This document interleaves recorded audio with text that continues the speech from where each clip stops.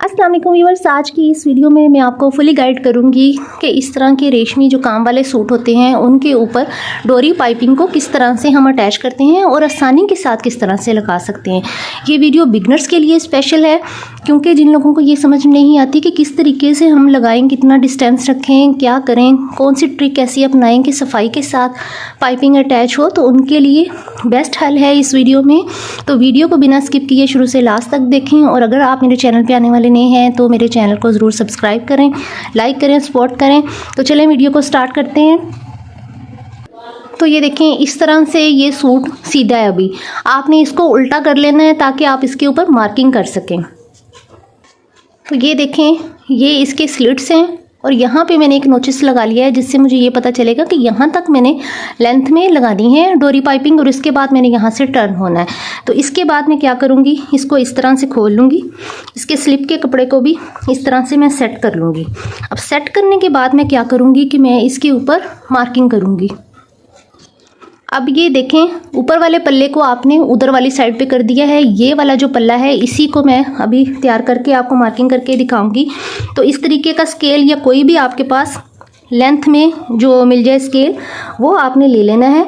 और ये देखें, आपने ये देखना है कि स्लिट की सिलाई जो है वो ये नज़र आ रही है, ये नज़र आ रही है। इस सिलाई के साथ ही आपने रख के इसकी मार्किंग करनी है।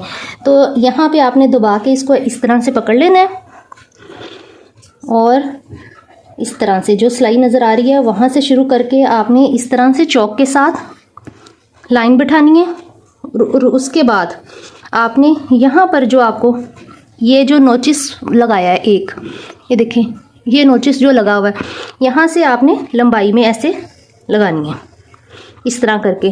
बाज़ुकात ये होता है कि हम हिसाब रखते हैं, इसका कढ़ाई का हिसाब रखते हैं तो कढ़ाई के साथ साथ लगा लेते हैं।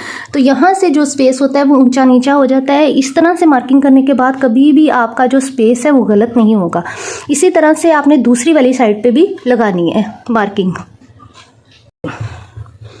अब सेट करने के बाद ये देखें, ये सिलाई है चौक की। तो यहाँ से मैंने इसको ऐसे सीधा मार्क किया है।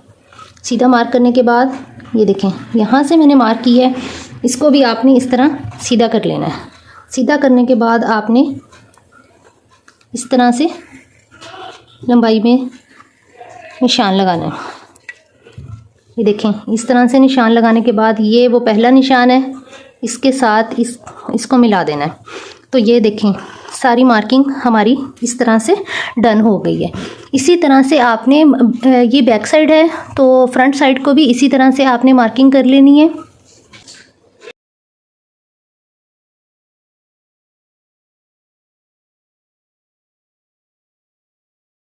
अच्छा जी, तो इसके बाद सबसे इम्पोर्टेंट काम आपने ये करना है कि ये देखें, इसका फुट, ये पाइपिंग का फुट है।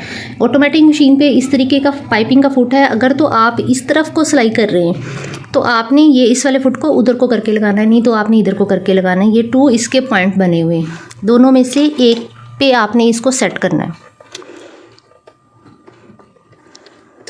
ये आसानी से ये देखें सेट हो जाता है। तो मैंने ये इसको यहाँ पर सेट कर लिया हुआ है। अब सेट करने के बाद मैं क्या करूँगी, अब ये देखें, यहाँ से हमने इसको सिलाई लगानी शुरू करनी है। तो हमने ये देखें इस तरह से इसको रख लेना है। यहाँ से रखने के बाद ये देखें, डोरी पाइपिंग है। डोरी पाइपिंग की एक साइड ऐसे रफ़ होती है तो एक साइड स्मूथ होती है। ये इसके ऊपर कोई कपड़ा नहीं है। इस वाली साइड को हम इस वाले पॉइंट के साथ, यानी कि यहाँ तक सिलाई आ रही है तो इससे थोड़ा सा ऊपर रखेंगे। थोड़ा सा ऊपर रख के हम इसको लगाना शुरू करेंगे। यहाँ से हम इसको लगाएंगे और इस तरह करके इसको पाँव के साथ एडजस्ट करेंगे।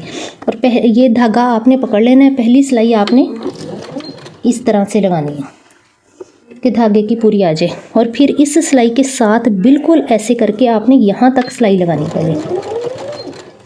यहाँ तक सिलाई लगाने के बाद आपने इसको यूं पकड़ना है। ना तो आपने ऊपर वाली को खींचना है, ना नीचे वाले कपड़े को खींचना है, बल्कि आपने आसानी के साथ इसको यूं लगाते जाना है।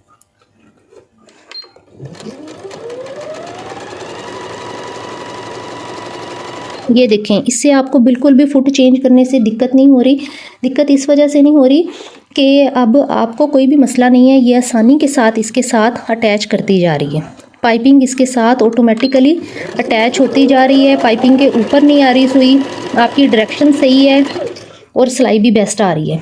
अब आपने ये पूरी जो सिलाई है ना, ये यहाँ तक ही लेके आनी है, यहाँ तक आपने पूरी सिलाई लेके आनी है। आपने ये नहीं करना कि यहाँ तक मैंने बताया तो मैं यहीं पर सिलाई आपने ख़त्म कर लेनी है।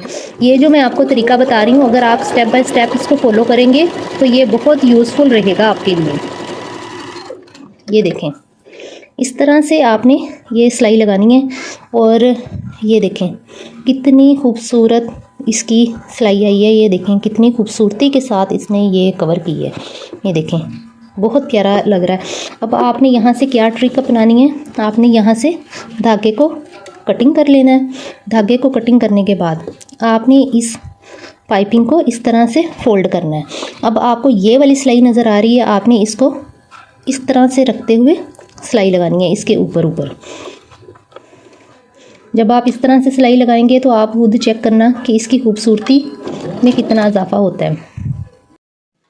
अब इसी तरह से आपने इसके घेरे के ऊपर और जो 1 स्लिट रह गया है उसके ऊपर सिलाई लगानी है।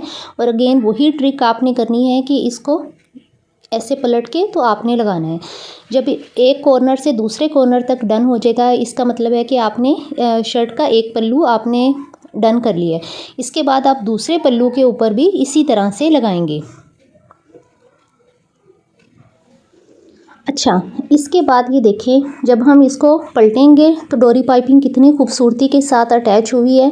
अभी इसके ऊपर फाइनल सिलाई नहीं लगाई मैंने, तो ये देखें इसके कॉर्नर भी खुद ब खुद ही फोल्ड हो गए हुए हैं। तो इस तरीके से आप लगाएं, आपकी बड़ी खूबसूरती और नफासत आएगी।